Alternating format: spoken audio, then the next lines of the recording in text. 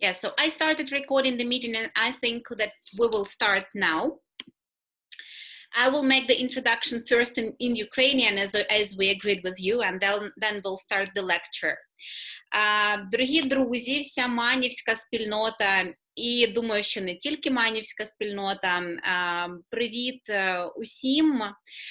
Мене звати Оленка Северинчук, я є керівницею комунікаційного офісу Малої академії наук і рада вітати вас сьогодні на першій зустрічі нашого так званого марафону підтримки України найкращими світовими вченими, учителями, письменниками, культурними діячами, лідерами думки. Тиждень тому ми розіслали десятки листів і, чесно кажучи, навіть не очікували, що отримаємо таку велику кількість схвальних так. І тому далі буде, сьогодні ми лише починаємо. Я рада вітати Барбару Оклі, подругу України, професорку інженерних наук Оклендського університету, яку весь світ знає в першу чергу за курсом на Курсері. Навчаємось вчитись, потужні розумові інструменти для опанування складних предметів. Це курс, який Барбара записала не в професійній студії, а в гаражі власного будинку разом зі своїм чоловіком. І курс, який на сьогодні є найпопулярнішим курсом, досі найпопулярнішим курсом на Курсері, який переглянули вже понад 3,5 мільйони людей з усього світу.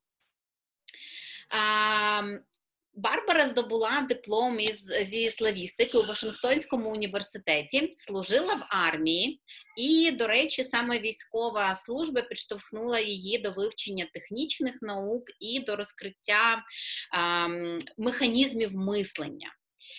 Ми попросили Барбару сконцентруватися на інструментах, які допомагають навчатися ефективно в стресових ситуаціях, але Барбара від себе також вирішила додати таку частинку про те, чому і як навчання може бути, власне, антистресом. То навчання, яке допомагає саме собою подолати стрес. І перш ніж перейти до нашої зустрічі, до нашої лекції, я озвучу кілька організаційних моментів. Ми попереджали в дописах, в анонсах про те, що лекція буде англійською мовою, але навіть якщо ви маєте бодай початковий рівень, я впевнена, вам буде корисно, цікаво і ви зрозумієте. Плюс після лекції ми перекладемо основні тези українською, також зробимо матеріали, розішлемо їх вам, і лекцію Барбари і її презентацію, яку вона сьогодні буде показувати, в тому числі. Тому краще послухати, попрактикувати англійською, отримати в результаті матеріали українською також. Друге, ми зробили мікрофони ваші вимкненими, аби не було хаосу. Але я прошу вас писати запитання, які ви маєте або впродовж лекції, або після лекції в чаті. Можете їх писати або англійською, або українською. Якщо українською, я просто для Барбари їх перекладу. Наприкінці лекції 10-15 хвилин ми матимемо на запитання. І всі матеріали вам надішлемо. Власне, це все, що я хотіла сказати українською, тому пропоную переходити до лекції. Barbara, that's all I wanted to tell people in Ukrainian, and now I give the word to you. Thank you once again for agreeing, joining us, and giving us the lecture. And here you can start. Okay, well, I'm so glad to be here, and I want to let you know, and I think you already know, the world is with you, and we all support you with all of our hearts. And my job today here is to help to boost your spirits a little bit. So a good way to do that is through learning, as we will see in this talk. So I would like to begin by showing my favorite athlete of all time, and his name is Julius Yego. So this is Julius right here, and Julius is from Kenya. If you know anything about Kenya, you know that it's very famous for its long-distance runners. But look at Julius's arms. They don't look like the arms of a long-distance runner. And indeed, Julius he always wanted to learn to throw the javelin. But the challenge for him was there were really no great javelin throwing coaches in all of Kenya, and he couldn't afford to go overseas and study. So instead, he began watching great YouTube videos by javelin throwing coaches. He'd watch them and he'd go out and practice, watch and practice. And simply like 98% of the time, by watching these videos and practicing on his own, he became the world champion in throwing the javelin. So this tells you some good news, and that is you can learn lots of things online that you thought maybe you could never learn. It's a wonderful world out there of inspirational and educational kinds of materials. And as you'll see, learning is a great way to keep your spirits up in tough times. So what is learning anyway? We know that the brain is really complicated, but if we just look at the fundamental building block of the brain, it's the neuron, a simple cell. Well, it's actually kind of complex, but we'll keep it simple here for our purposes. So this neuron has these kinds of legs that come down, and you see them here as dendrites. I show 3 dendrites here, but there's actually, they can have hundreds of dendrites on them, hundreds of legs.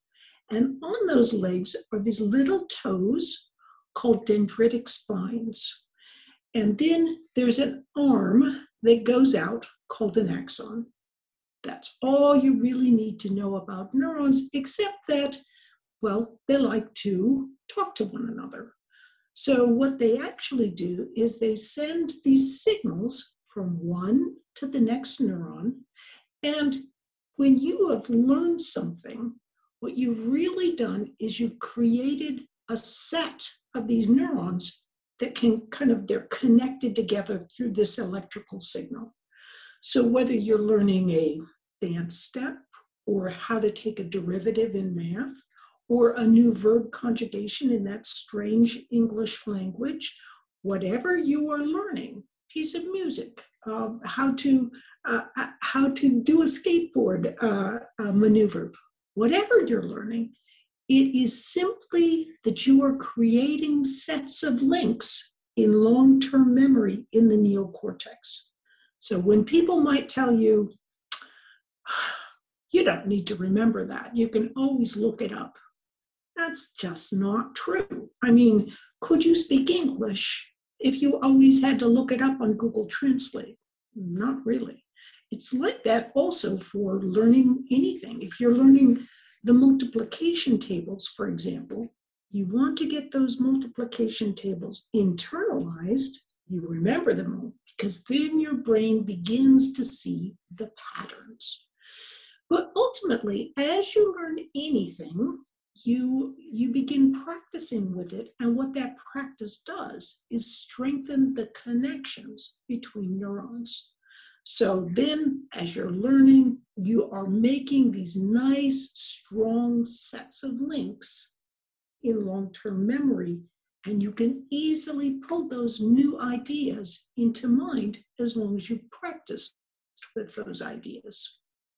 So this brings me to probably one of the most important areas related to how to learn something well. So I'm going to give you 4 different ways of learning. These are common ways that people use when they're learning something.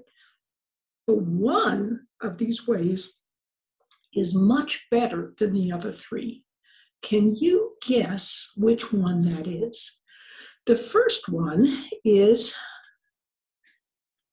rereading. So, of course, you're repeating something when you're rereading it. So perhaps that's a very good mechanism. Or is it highlighting or underlining? Because that's focusing your attention and also causing movement, which is perhaps helping you put those ideas in your brain. And then there's retrieval practice or recall, which is like using flashcards to check and see if you know something. And the last approach is called creating a concept map. So you'd have key ideas or key concepts, and you write them down, and then you connect them together. So which one of those four is the best technique? It is retrieval practice. And this is a bit of a surprise because many educators for years have said, oh, it's concept mapping that's the best. But no one ever went to check. And when they did go to check and use research to see which of those four techniques was best, they found that by far the best is retrieval practice. Why is that? Because when you're first learning something, for example, right here, what's happening is you're getting some weak sets of links because of the information I'm sharing with you. But let's say that after this talk, you go and you try to think, okay, now what was the main point? What were the main points she was making? And you try to draw those key ideas out of your own mind. Each time you do that, you're actually strengthening that key point. And you might think, well, yeah, but you're just memorizing it. It's not improving your understanding. That's not true at all. Actually, each time you retrieve it, what you're doing in your brain is you're going, what is that concept? And what isn't that concept? And this process is helping you understand the idea better. So retrieval practice is really one of the very, very best techniques you can use to help you, your children, or your students to learn more effectively. Now, what happens though? Let's say that after this talk today, you're very busy. I'm sure you are. And so because you're very busy, you go off and you do some other things. But actually, first, I should say, what does retrieval practice mean when you have challenging experiences in your life? It can mean that if you focus on retrieving those ideas about the challenging experiences, you'll be strengthening those sets of links. Whereas if you move your thoughts to something that is different and perhaps more positive, you are actually strengthening those different sets of links. So retrieval practice can be good and it can be bad. If you're retrieving things that relate to education and learning, good. If you're retrieving things that may be more problematic, that's something perhaps best kept away from because you can see that you're strengthening these kinds of ideas. There was something called critical incident stress debriefing, is a therapy that was developed in the United States to help people who suffered from traumatic experiences. And in this therapy, the idea was you go and as soon as a traumatic experience happens, you ask the person to tell all about it as much as they can. And the idea is to get those thoughts out of the mind. But actually, no one ever really went and tested this therapeutic approach.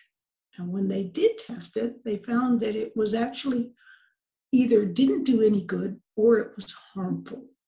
So the idea of immediately repeating and talking about really stressful experiences can actually not be as good of an idea as it may at first appear to be.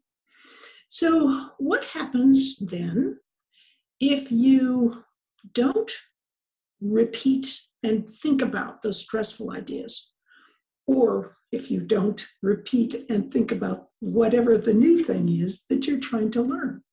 What happens is if you don't access those sets of links, your little synaptic janitor can sweep those links away and you can forget things. So sometimes forgetting is a very good thing. And sometimes when it comes to learning, forgetting is maybe not such a great thing. So this is why when you're trying to learn something, it can be a very good idea to try to practice with that material over several days so that you develop those sets of links.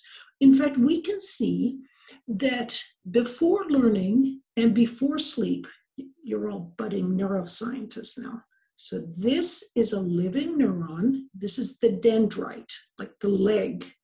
And these little things that are sticking out are the toes, the dendritic spines. This is a living dendrite before learning and before sleep. And this is the same living neuron after learning and after sleep. And look what happened.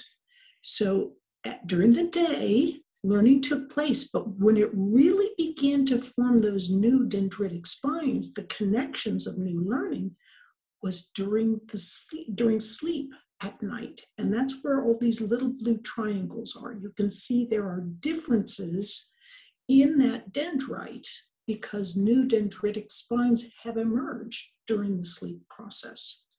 And we can actually see how the brain will send signals hundreds of times during the night to go over pathways and help build and strengthen whatever you're trying to learn. So if you can, at night, a good way to help speed your learning is, of course, you'd study during the day, but at night, just before you go to sleep, try to review those key ideas that you're really trying to learn, because it will help get those ideas. It signals your brain what you want to practice with. So this is why we do what's called spaced repetition. If you have 5 hours to study during a day or during a week, maybe you would put 1 hour per day over 5 days. And what's happening is you're building those sets of links each day, but you're almost getting twice as much results, because not only are you learning during the day while you're focusing, but you're also learning at night when you're sleeping, because your brain is going back over those sets of links. So you can see what is happening is that those links really strengthen with that 1 hour a day, but it's also reinforcing during the night. If instead you actually just kind of do those 5 hours in one day where you're cramming all the ideas, those links aren't very strong, and it's easier to sweep those patterns away. I love using metaphors. So a metaphor I really like to use is that of building a brick wall. If you lay the layers slowly, so bricks, mortar, and then let it dry. Take your time before it goes too high. You have a very solid foundation for learning. But if you don't take your time, then it's a less solid foundation, and it's very poor kind of structure for learning. So remember how we talked about how neurons connect, and that's how learning takes place. Now, one thing that happens is that, well, pruning can take place as if you don't use those neurons, if you're not learning, well, there's no use for all those little dendrites to be out there. So they fall away. And what happens when you're learning new things is that you've got this kind of in your brain, you have this big network of neurons. And what happens is that when you're learning something new neurons are constantly being born in your brain. And when you're learning new things, it's kind of like this very nice nest that they can go into, and they're needed for learning new things. And as it turns out, learning can be these new neurons, if you encourage them through your new learning to survive, thrive, and grow, because you're learning new things and they kind of have to hook into, they have something new that they're hooking into as you're learning. Well, those new neurons, as it turns out, are one of the best ways to prevent depression. because new neurons they learn more quickly than older neurons. And these new neurons help you learn new things, and they also help you keep a more positive, fresh attitude.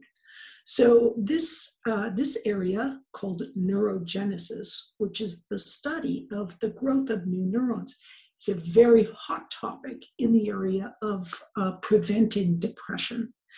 So as I'm closing, I would just like to bring you back to one of my heroes in science, who is Santiago Ramon y Cajal.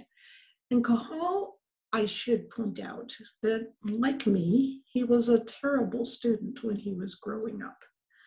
But he went on to become a professor of anatomy. He actually flunked the test to become a professor of anatomy 2 times, and he passed it on the 3rd.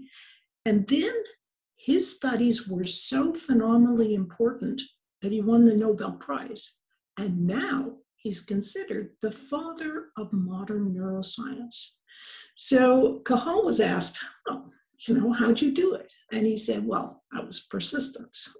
But the second thing he said was, I was flexible when the data told me I was wrong. And he said, I was no genius, but I have worked with many geniuses. And the challenge is that geniuses can get something in mind, and they can be very inflexible about their thinking. So new learning will help you be more mentally flexible about what you're thinking. So as these geniuses who worked with Cajal but could not do the great work that Cajal was doing, these geniuses would jump to conclusions and refuse to change their mind. But new learning can help you become more flexible in whatever you're learning. So as you go forth, I would just like to remind you of our dear Julius Yiko, and remember how he would learn from online, then go forth and practice. So I would encourage you today, learn as we're sharing here today, but then go forth and practice. And thank you so much. It's a pleasure to share.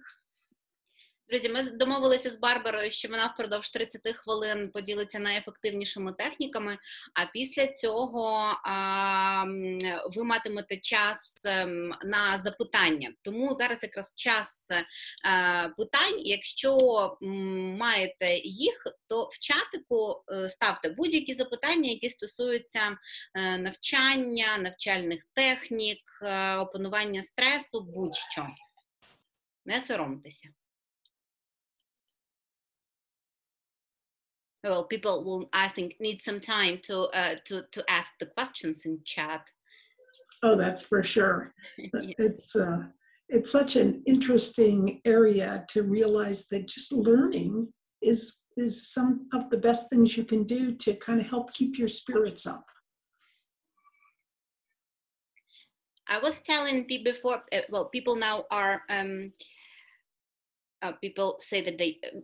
Oля Tkachenko, like watching your course. I was telling a little bit from your bio in the introduction, and I told that you had the experience of serving in the army, and that this army experience also inspired you in learning brains more.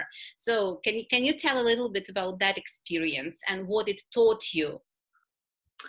So when I was young, I didn't do very well in math and science. And I thought, well, I just can't do this, because I didn't really like math and I didn't see its use. And so I kind of flunked my way through elementary, middle, and high school math and science. I just thought it was terrible. And so I enlisted in the Army to learn a new language. And I went to the Defense Language Institute, which is one of the best language learning institutes in the world. But when I was in the Army, what they did was, I got a scholarship. I was able to get my bachelor's degree. And then they sent me to West Germany to be a Signal Corps officer, which basically means that I help people install radio systems, cable systems, switchboards, and so forth, a lot of highly technical equipment. I didn't know anything about these things. And but I could see that my friends were getting really good job offers, and they were very technically competent. And I thought, am I just stupid? Or does learning new things actually help you to be able to be smarter about working on those kinds of jobs? Well, it's just that learning new things helps you to be smarter about doing those kinds of jobs. I simply didn't have the background. It wasn't that I was stupid. So I was motivated about new learning because I could see that I wasn't going to get a good job of the kind that I wanted to. I had done everything that people had told me to do. I'd followed my passion, but my passion had put me in a little box. Instead of following my passion, I should have broadened my passion about what I was learning. So that I was motivated, negatively, in that I didn't want to stay in the Army and always be told what to do. Although the Army did some, very good things for, teaching me discipline and so forth. I just wanted to have more flexibility and to be more in control in my life after I got out of the Army. And so, I was 26, I went out, I started at remedial high school algebra and slowly began working my way upward. And I found out that I could learn in math and science. I just needed to go very, very slowly, and I needed lots of practice. And if you think of learning math is really the foundation for learning in many areas of math and science. So if your children are, if you want to have all career doors open for them, a good thing to do is to have them be learning math. My own children I had them in a program called Kumon Mathematics, Kumon, that I had them in for about 10 years each. And my older daughter was, don't tell anybody, but she was terrible at math. I mean, like when she was even just a youngster, it was such a pain because she had very little natural intuition about numbers. And so I'd be like, here's Mr. Bunny coming up. I got 2 ears, and now here's Mr. Bunny coming up. Now how many ears are there? And it was really tough. And the thing is about Western ways of teaching mathematics is often there's simply not enough practice. So by enrolling her in this Kumon program and another program that's very good, that's online, that's super helpful in this same way, is called Smartic, Smartic. That's a Spanish-based company. And but these types of programs and approaches give you very carefully guided practice in interleaving. So you begin to develop a nice natural field for the patterns of mathematics. So like our older daughter, who was terrible at math, well, she was terrible. And she did this little bit of 20 minutes of extra day of practice in math. And she recently finished her residency at Stanford as a medical physician. Our younger daughter just hated math, always hated math, and she's going to be an artist. But I still, every day, or, most days, I wasn't perfect. I would ask her to do this extra little bit of 20 minutes of practice a day. And she did that. And it was a lot of browbeating over the years and kind of trying to come up with little tricks. See, as a parent, you don't realize these little tiny day-by-day things, actually, they add up. They make a big difference. And so for our younger daughter, she was going to be an artist. So she got her first degree at the university in studio art. And then she got out in the working world and she realized that, hey, you know what? Math wasn't such a bad thing. In fact, there were some really cool things about it. And she went back and she's now just finishing her master's degree in statistics. And she finds that math in art and vice versa, but she's now got a good jobs available for her. So practice can really help with motivation in the long run because practice helps make things easier. Just remember that learning to ride a bicycle is really painful. I mean, why do kids even do it? They do it because they see how somebody's like sailing along the road right in front of them. It's all great. And so they want to go through those bangs and, falls and so forth. But they can see it. With mathematics, it can be more difficult to see the ultimate purpose and the ultimate beneficial things. So that's why a little hand-holding and cajoling, especially with some students, can be very helpful. Actually, there was a question from Sasha Kahlo about what about motivation, how to keep yourself motivated and eager to learn. So just practice, and practice is the best motivation. Is this the answer for the question? Partly, at least, the answer for the question. That is a great, great question. So there's many, many ways to keep yourself motivated because, I mean, well, first off, we tend to procrastinate, right? If you're like me, I procrastinate. So I use the Pomodoro Technique to help me get past procrastination. And so that means that, okay, Pomodoro Technique was invented by Francesco Cirillo from Italy in the 1980s. And what you do is just get rid of all distractions, set a timer for 25 minutes, focus as intently as you can for those 25 minutes, and then do a, like a 5-minute relaxation break. And you can repeat this maybe 3 times and then take a longer half-an-hour break. Using the Pomodoro takes advantage of much of what we know from neuroscience about, how you can effectively focus and study. But so a good idea is just to do, like if you're finding you're really struggling with your motivation, just try to do a Pomodoro in the morning, or the first thing that you possibly can. Do that 25 minutes of focused attention to whatever that thing is. And you will find over a couple of days that, if you're making a habit of this, you become more motivated.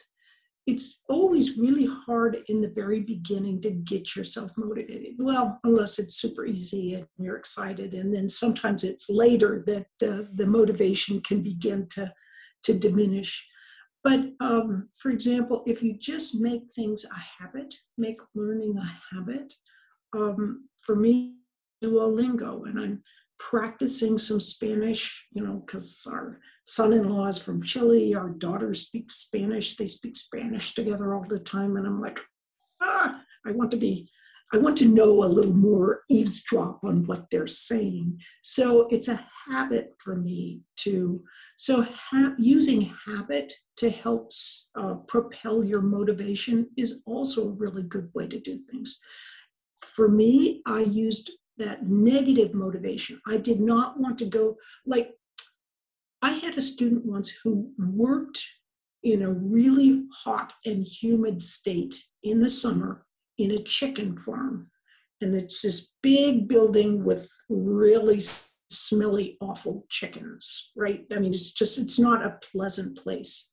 And he thought, I never want to do this again. I want to be an engineer. So he put a picture on his computer of that chicken farm to remind him that that's not what he wanted to do. And then he put another picture of himself, or of a doctor, so he could see himself imagining what he wanted to do. So helping to kind of keep a frame to help motivate yourself, what you don't want and what you do want, those are all really helpful ways.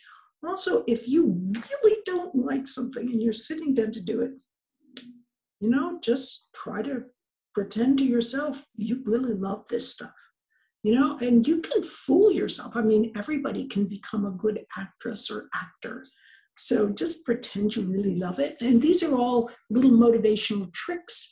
Every trick you can find, use those tricks and develop more of your own. There are plenty of questions now. I will try to group them so that not to repeat the similar ones. One of them is, as for me, very important question from Anastasia.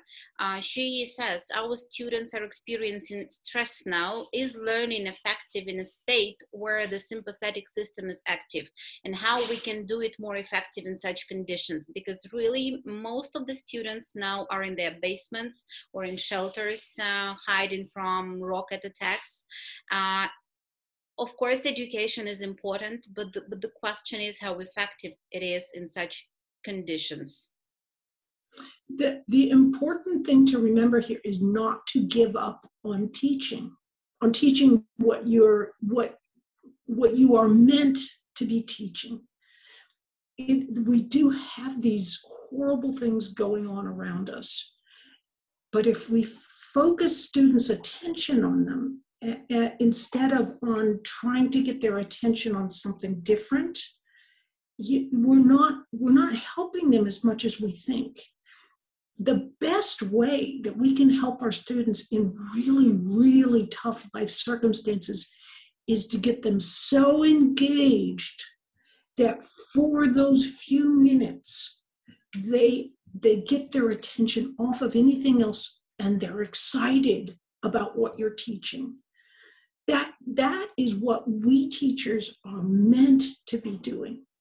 And as you can tell, see, we only have attention for like one thing. We can put our spotlight of attention on one thing, but if we focus on other things, naturally, if something's going on right at that time, a student wants to stay as safe as absolutely possible, and they need to have their attention on their environment. But if it's other than that, you're trying to get them to focus on something else that's positive and uplifting is the best thing we can be doing to help our students, just is helping them to learn new things. Being upbeat, being enthusiastic, this is what's really going to be helpful instead of kind of being, in the US, we call it being a Debbie Downer, which is sort of being more, negative in our affect, our mood. We want to be upbeat and helping them to learn new things, of course, acknowledging the dangers, but also being inspirational about what they can do and what you're teaching. There is a question from Natalia. Do you know additional conditions to improve the learning process, like music, suggestion, combination with exercise, etc.?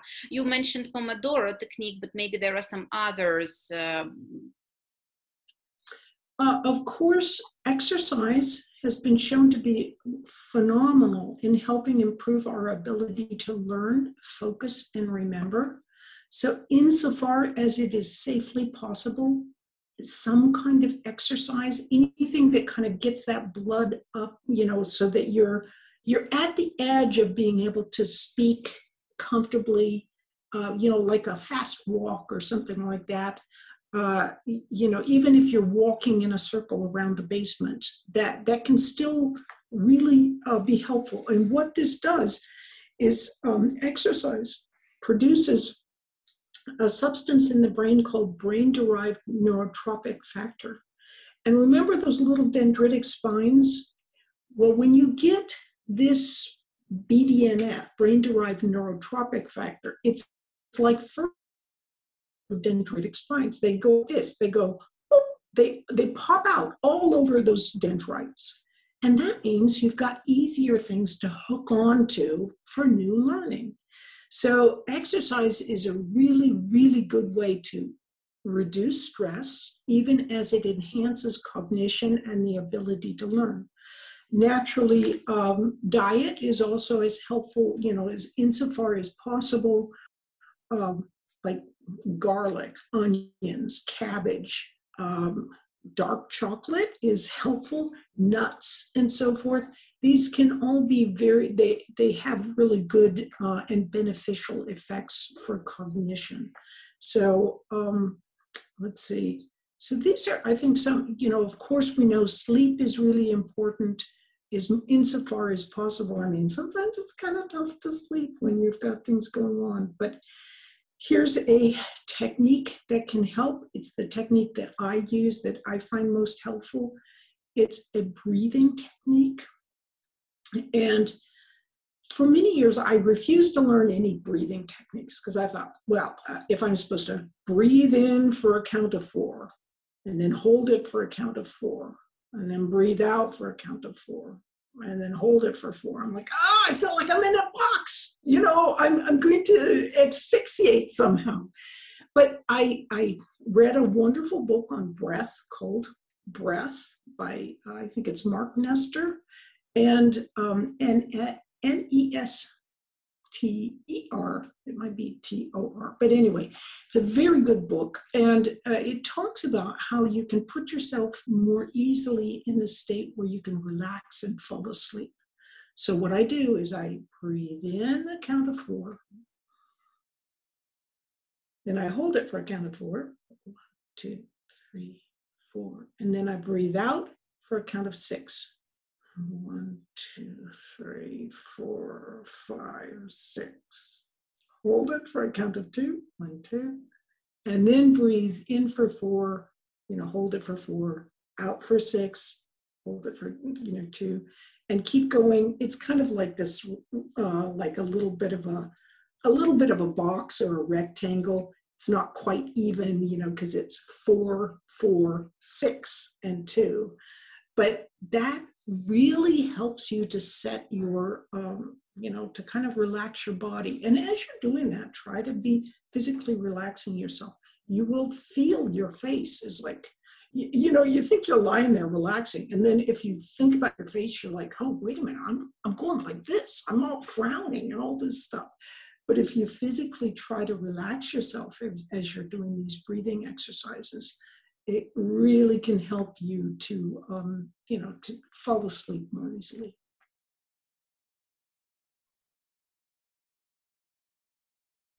Oksana gave a comment. I spent a week teaching students in the new context, and at the end of the week, I noticed that they were more satisfied with the results than 2 weeks before, and there were more smiles on the faces. They were thankful to have the lessons because their daily routine was established again. Daily routines are very important now. I would say even more important than at peaceful times. Yeah, right. I should notice. So my favorite ever in all of college was an electrical engineering professor who had, he was a little boy during World War II. He was lucky to be alive because he would go looking for hand grenades that were unexploded and see if he could get them to explode. But he went through horrific circumstances, became the best engineering professor I have ever had, the most upbeat and just a wonderful human being. And how he did that was he always kept his focus on the positive. He makes me laugh too. He's been married for like 55 years or something. And he goes, yes, this is my current wife. So. And there is also a book, I think, written by Edith Eger, is called The Choice, where she's a psychotherapist, and she tells her experience about overcoming the Holocaust of the Jews during World War II. It's also very inspiring. It also explains a lot of things that you were talking about today. Do we have 5 more minutes? Sure. Yeah, so, okay, then there are some more questions. You mentioned natural intuition. How can people develop it? Does it really help to learn faster and easier? Oh, gosh. From Nelly. That is such a great question. And I was trying to make a short presentation, so I didn't talk about natural intuition. But now that it has come up, if you don't mind, I will just share a little bit about natural intuition. We definitely don't. Okay. Well, in that case, here it comes. Hang on a second. Let's get this. We'll get this shot here, and we'll come back here with. We're going to come back to our dear Julius Yigo, who can also show us a little bit about natural intuition. So now we're, let's see, where'd you go? Here you are. And I'm going to share screen. And there's our Julius. So Julius was super, super smart. And what he was really doing was developing natural intuition. And here's how he was doing it. So for years, we have all known that lecturing, like what I'm doing right now is lecturing, explicit, explanation. It helps. But, you couldn't come up with all these ideas very easily on your own. But lecture kind of, people also realize that if you lecture for too long, people just get bored and they start losing attention. So lecture sort of fell out of fashion as, no, that's not a good way to learn.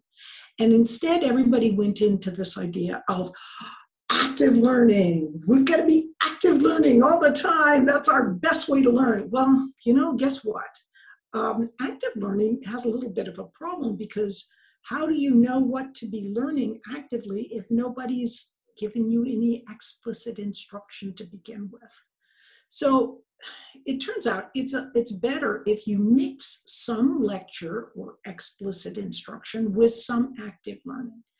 Now, what are the percentages? What percentage should be a little bit of lecture and a lot of active learning, or a lot of lecture and a little active learning, or maybe half and half?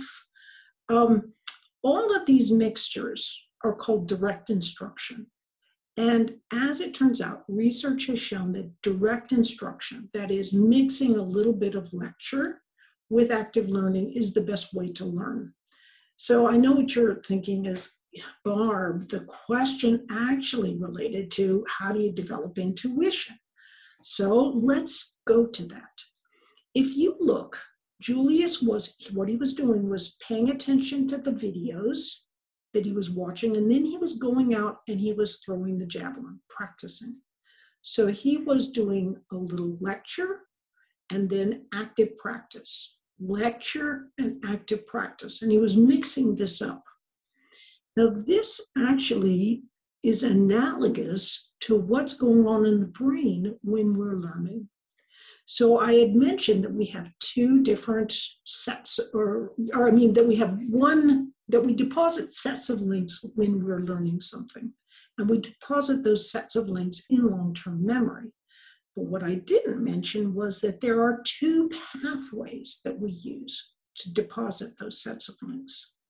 The first pathway takes information from working memory, which I like to model with a little octopus, and puts it through what's called the hippocampus into long-term memory. And I know what you're thinking. You're like, who cares what it goes through? But it actually matters. You don't need to remember the names, though. So the second pathway that we use is called the procedural pathway. That goes through the basal ganglia. This pathway is the heart of developing intuition. And we need both types of sets of links in order to be able to learn something effectively. So for example, let's say, what's really happening is your brain will sit there and let's say you're learning how to conjugate a verb. At first, you learn the verb conjugations. And you sit there and you go, oh, it's a verb conjugation in Spanish, hablo, hablas, habla. And you're learning it through your declarative system. But when I practice enough, there's this little part of my prefrontal cortex called the infraparietal or infralimbic cortex that keeps an eye out. And it's going, how often is she practicing that verb conjugation?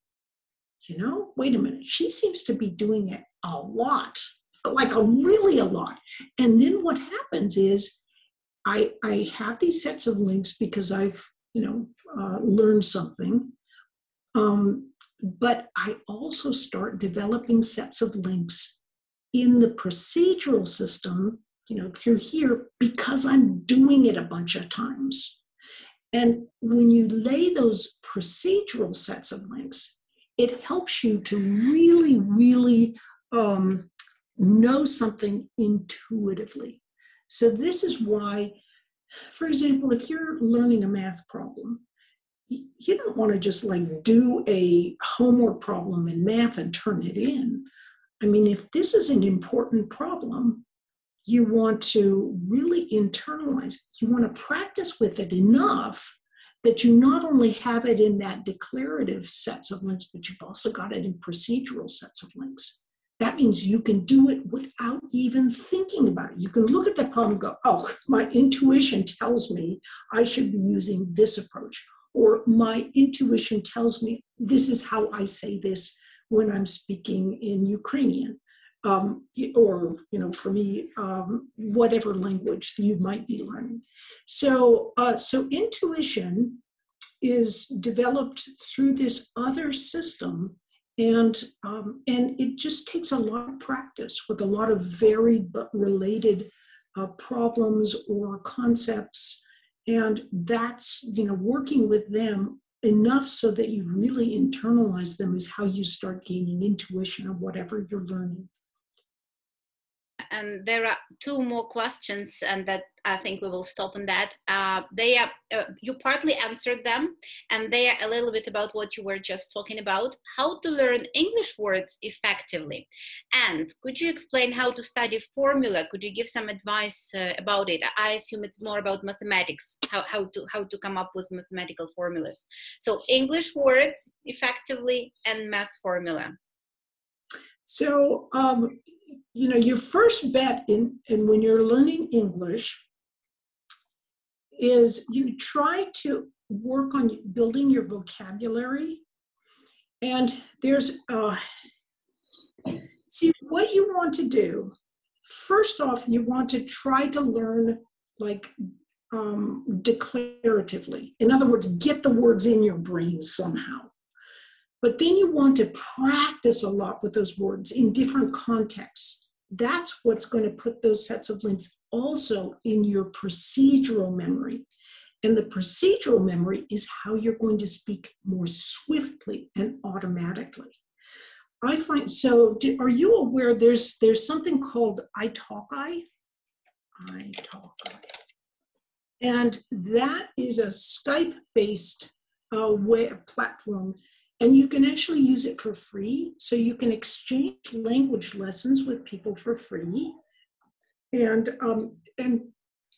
I find that if I have the time, I really try to speak with a native speaker or someone who is pretty good with the language. And what that does is it really increases my motivation, because I'm like, I don't want to disappoint this person. If I'm speaking with them like every other day or once a week or whatever, I will be more motivated to practice. And I notice that after I speak with this person, that night my brain is humming as it's trying to start putting those words in Spanish or whatever language I'm, trying to work on.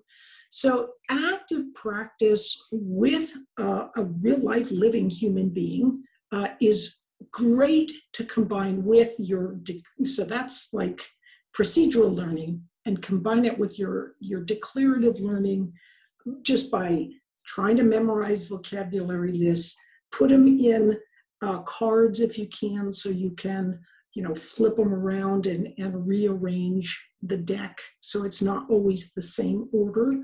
And that will, that'll start helping you towards getting it into more procedural memory. A very popular flashcard system, there are several very popular ones. Probably the most popular is Anki. There's also, I really like this, I do recall, is also another so both of those are very good flashcard mechanisms. So let's see, I have a very bad working memory. So what was the second question again there? The second question was about math formula. Okay.